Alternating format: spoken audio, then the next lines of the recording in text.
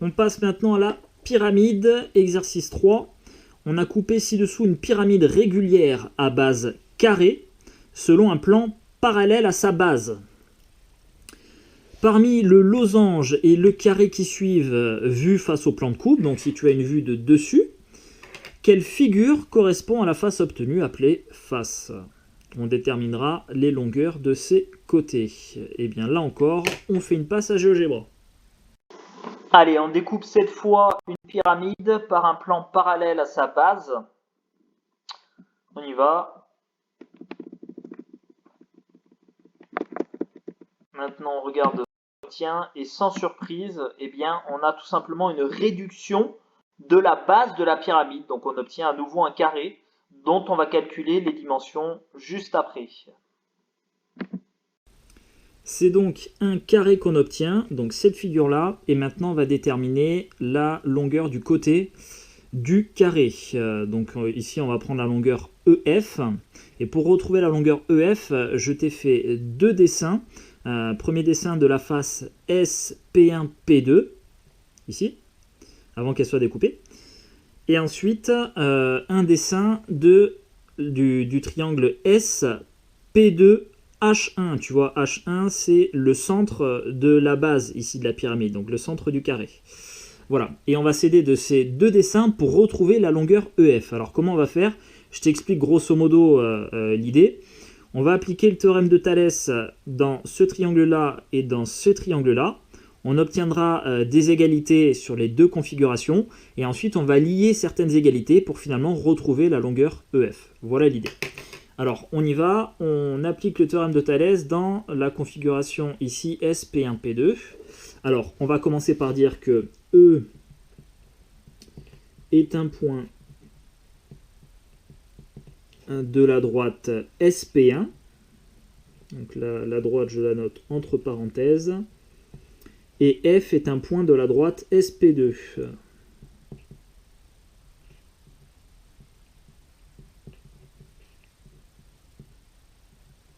Voilà.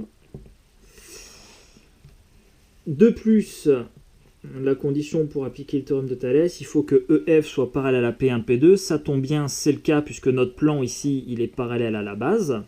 De plus, EF est parallèle à P1, P2. Donc, d'après le théorème de Thalès, alors j'écris petit parce que là encore c'est un peu short en place. Donc d'après le théorème de Thalès, on a donc l'égalité des trois rapports, à savoir SE sur SP1, donc petite longueur sur grande longueur, SE sur SP1, qui est égal à, de l'autre côté, petite longueur SF sur grande longueur SP2. Donc SF sur SP2, et qui est égal à petite longueur EF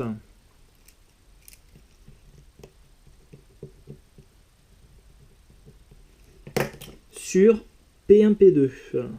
Et P1, P2, tu vois, je peux remplacer directement par 3. Voilà. Ok, bon bah là ça va pas m'avancer à grand chose juste avec ça parce que j'ai qu'une longueur que je connais ici, c'est P1, P2 qui vaut 3. Bon, ça va pas me permettre de retrouver EF, il aurait fallu que j'ai deux autres longueurs ici. Alors, je vais regarder ce qui se passe sur ma deuxième configuration, donc là je vais faire une petite barre pour séparer. Maintenant je vais regarder ce qui se passe dans le triangle SP2H1, où je vais pouvoir appliquer à nouveau le théorème de Thalès.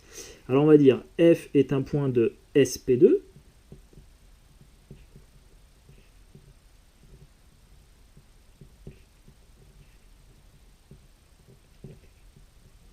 et H2 est un point de SH1.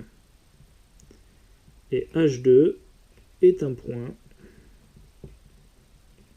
de la droite SH1. Ok. De plus,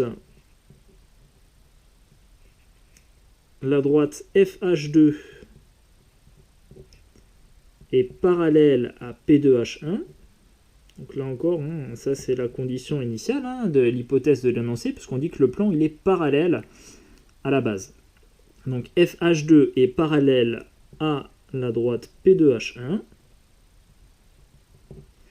Donc, d'après le théorème de Thalès,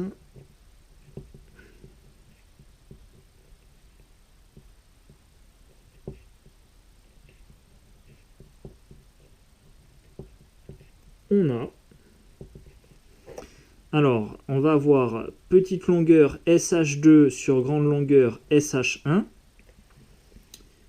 Je vais écrire SH2 sur grande longueur SH1 qui va être égal à petite longueur SF sur grande longueur SP2. SF sur SP2. Et ça va être égal à petite longueur FH2 que je ne connais pas. Sur grande longueur P2H1. Ok. Alors, je vais pouvoir remplacer remplacer ici certaines longueurs par leur valeur. En l'occurrence, je connais la longueur SH2. Alors, tu vois, elle n'est pas apparente ici, mais je peux la retrouver assez facilement. Parce que la longueur SH1, c'est la hauteur de la pyramide. Et la hauteur de la pyramide, je la retrouve ici, tu vois, elle vaut 4. Donc au total, SH1, c'est égal à 4. Et comme j'ai déjà 2,4 ici, eh bien j'en déduis que je vais avoir 1,6 pour la longueur SH2. Donc je vais remplacer ici SH2 par 1,6. Sur la longueur SH1 que je connais, c'est la hauteur de la pyramide 4.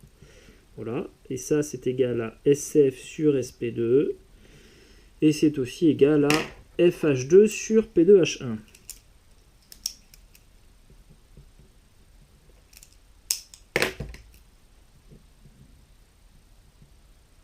Ok.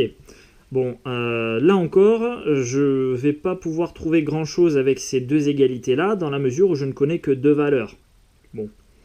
Alors, l'idée, si tu veux, ça va être de lier les égalités qu'on a obtenues là avec les deux configurations. Et si tu es observateur, eh bien tu vas remarquer qu'on a ici SF sur SP2, et on le retrouve aussi ici. Voilà.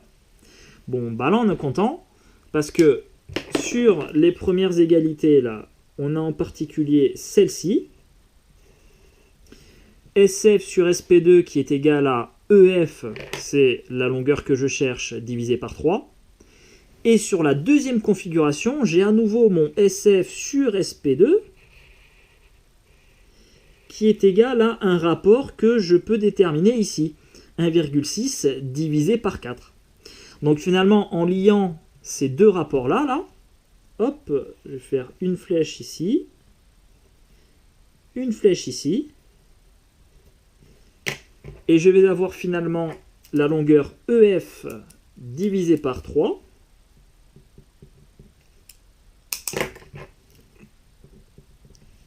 qui est égal à SF sur SP2, mais SF sur SP2, c'est aussi égal à 1,6 sur 4. Du coup, EF sur 3, eh bien, il est égal à 1,6 sur 4. Voilà. Et là, je suis content, puisque j'ai une égalité de deux rapports. Je connais trois valeurs ici, c'est de la proportionnalité. Donc, tu fais tout simplement un calcul de quatrième proportionnel pour retrouver la valeur de EF. Et je vais mettre du coup ici... Hop. Bah, la longueur EF, je vais multiplier 3 par 1,6 et le diviser par 4. Voilà. 3 fois 1,6 sur 4. 3 fois 1,6, ça fait 4,8. Et 4,8 divisé par 4, ça fait 1,2. Donc je suis content. J'ai réussi là par un raisonnement. J'ai lié deux égalités pour arriver à trouver la valeur de EF qui vaut 1,2. Voilà. Ok.